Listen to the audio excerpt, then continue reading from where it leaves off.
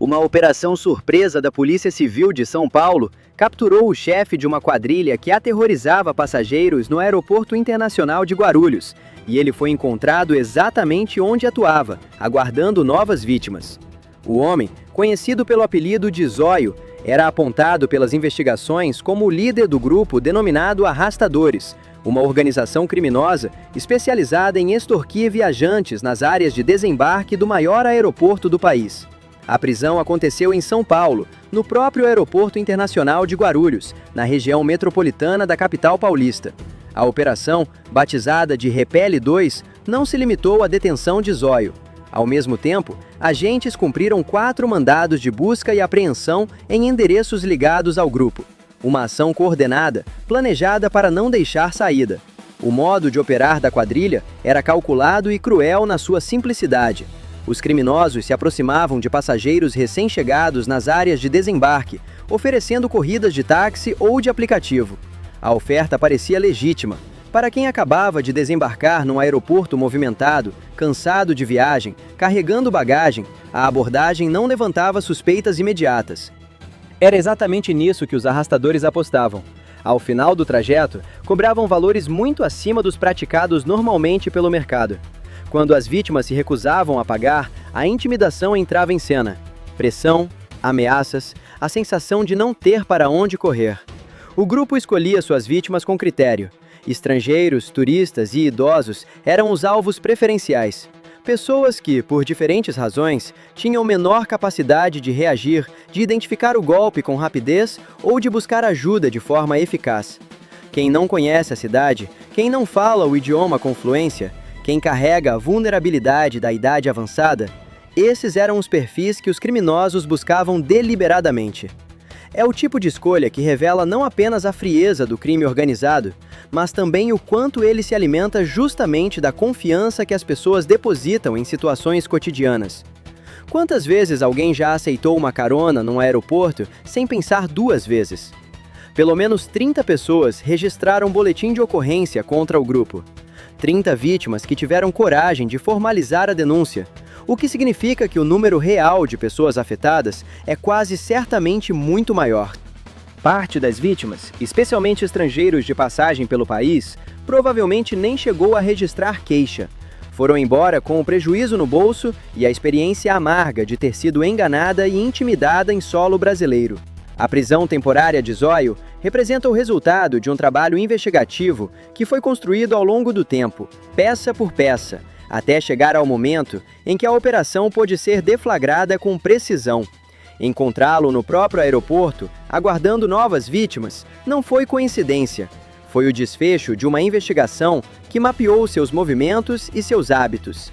Ele estava exatamente onde os investigadores esperavam que estivesse, fazendo o que sempre fazia. Só que desta vez, quem esperava por ele não era uma vítima. Em paralelo ao caso do aeroporto, outro assunto dominava os debates políticos do país. O senador Flávio Bolsonaro, pré-candidato à presidência da República, foi indiciado pela Polícia Federal pelo crime de calúnia. A notícia gerou reação imediata em diferentes espectros políticos. Apoiadores do senador questionaram a legalidade do indiciamento com base no artigo 53 da Constituição Federal, que estabelece que deputados e senadores são invioláveis civil e penalmente por quaisquer de suas opiniões, palavras e votos. O argumento levantado é direto.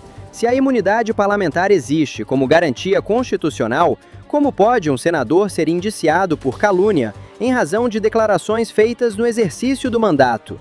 A questão não é simples, e a resposta que o sistema jurídico vai dar a ela terá consequências que vão muito além do caso individual. Flávio Bolsonaro vinha ganhando projeção nas pesquisas e conquistando espaço no debate sobre as eleições presidenciais futuras. O indiciamento chegou no momento em que seu nome crescia em visibilidade. Seus apoiadores interpretaram o movimento como uma tentativa de frear essa ascensão. Seus críticos, por outro lado, sustentam que ninguém está acima da lei. É exatamente o tipo de situação em que cada brasileiro, dependendo de onde está e do que viveu, chega a uma conclusão diferente, e talvez seja impossível encontrar um ponto médio que satisfaça todos os lados. O que se sabe é que Flávio Bolsonaro respondeu ao indiciamento de forma que surpreendeu parte dos observadores políticos. Em vez de uma reação inflamada, o senador optou por um tom mais equilibrado, pediu desculpas caso tivesse errado em algum momento e colocou o interesse do país à frente da disputa pessoal. Para seus apoiadores, foi a demonstração de que ele tem maturidade política para ocupar o cargo mais alto do executivo. Para seus críticos, foi uma estratégia calculada. O fato é que a resposta gerou repercussão e mudou o tom do debate, pelo menos por alguns dias. No cenário internacional, o nome de Donald Trump também entrou na conversa. O presidente dos Estados Unidos demonstrou interesse e aproximação em relação a Flávio Bolsonaro, numa sinalização que seus apoiadores leram como um endosso importante, com peso simbólico para além das fronteiras brasileiras. A relação entre os dois países, especialmente no campo político e econômico, é sempre observada com atenção, e qualquer movimento de aproximação entre lideranças tende a reverberar no debate interno do Brasil. O quadro geral que se forma é o de um país em ebulição política, onde cada semana traz novos desdobramentos capazes de mudar o humor do debate público. De um lado, operações policiais que capturam criminosos que exploram a vulnerabilidade de cidadãos comuns em espaços públicos. Do outro, disputas institucionais sobre os limites da imunidade parlamentar, o alcance da Polícia Federal e o papel do Judiciário na arena política. Tudo acontecendo ao mesmo tempo, tudo conectado, tudo com consequências que vão se desdobrar nos próximos meses e anos. A prisão de Zóio no aeroporto de Guarulhos é, em certa medida, a parte mais concreta e tangível desse noticiário. É um criminoso identificado, investigado e capturado. 30 vítimas que registraram boletim de ocorrência. 4 mandados de busca e apreensão cumpridos. Uma operação que funcionou.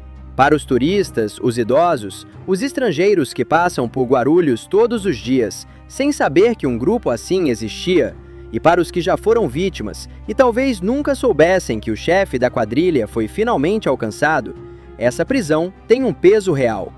O tipo de peso que não aparece nos gráficos de pesquisa eleitoral, mas que transforma a vida concreta de pessoas que só queriam chegar ao destino em paz. Fica a pergunta que esse conjunto de eventos inevitavelmente levanta.